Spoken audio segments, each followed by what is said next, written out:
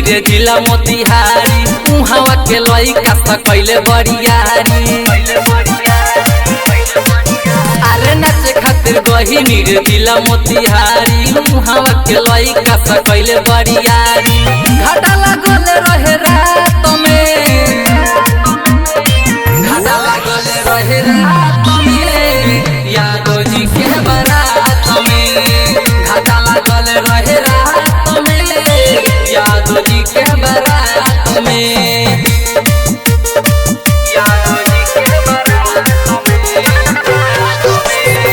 रवि digital recording studio गंगापीपर।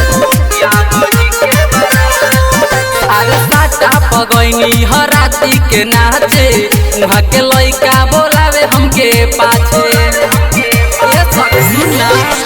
साटा पगैनी हराती के नाचे उहाँ के लइका बोलावे हमके पाछे।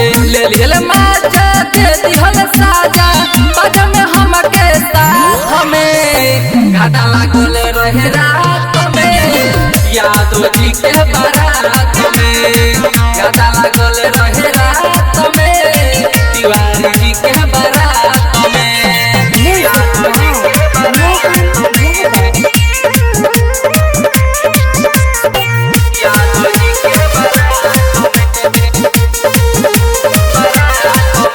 अरे राती के पाजा में उ पहुंची अहिले का कही सखी बड़ी गते कइले।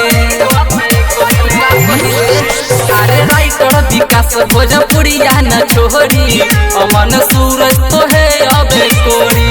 अर्जुन दुबे कहे कन्हैया बजल तू रह हमरे बात में। घाटा लागल रहे रात में दुबे जी के बारात में।